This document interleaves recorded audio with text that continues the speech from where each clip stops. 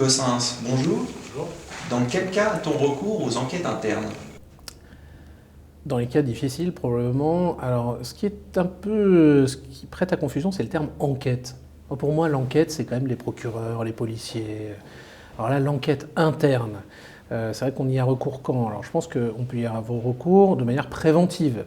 C'est-à-dire qu'avant même qu'il survienne quoi que ce soit, on enquête, on recherche, on s'interroge sur un certain nombre de choses. Puis après, on peut avoir recours à des enquêtes internes plutôt de manière réactive. On sait déjà qu'on a une difficulté, parce qu'il y a une enquête externe cette fois-ci en cours, ou alors on a des informations assez concordantes en interne pour se dire qu'on est face à une difficulté, et là il faut savoir quel est le degré de la difficulté. Vous avez deux typologies très différentes d'enquête interne. L'enquête interne quand l'entreprise est victime, et l'enquête interne quand l'entreprise potentiellement serait plutôt de l'autre côté de la barre, serait auteur. On pense particulièrement aux faits de corruption, trafic d'influence, entente, délit d'initié, tout ce que vous voulez. Donc là, il y a vraiment deux enquêtes très différentes qui ne s'articulent pas du tout de la même manière, qui n'interviennent pas au même moment. Quelles précautions doivent prendre les entreprises pour mettre en place les enquêtes internes? Alors déjà, avoir un système préexistant. Vous savez, moi je fais toujours le parallèle avec les pompiers. Les pompiers, s'il y a le feu, c'est pas là où ils vont commencer à discuter, faire une réunion pour savoir tu y vas, j'y vais, quelle voiture, c'est préexistant. Donc il faut avoir une équipe dédiée. Alors, au sein des entreprises, il y a plusieurs typologies. Il y a des comités d'éthique, il y a des comités spécifiques, il y a des comités des risques.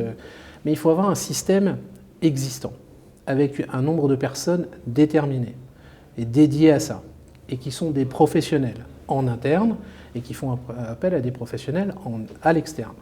Vous avez en externe les auditeurs, les spécialistes informatiques, les avocats, les communicants, évidemment, vont être intimement liés à ces enquêtes internes. Mais vraiment en interne, il faut avoir des gens qui connaissent bien l'entreprise, qui résistent au stress, qui savent garder un secret et qui sont respectueux des autres. Alors, ce sur quoi il faut faire attention. La confidentialité.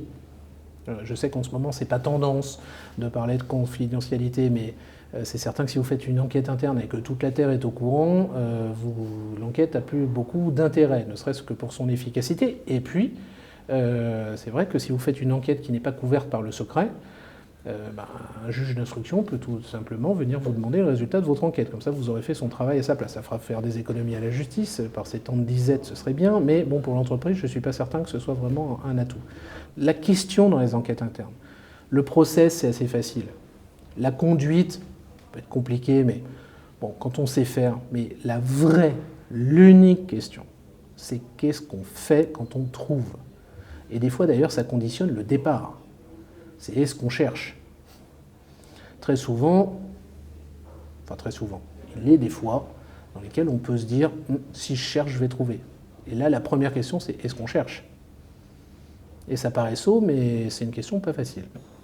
Merci d'avoir répondu à mes questions. De rien.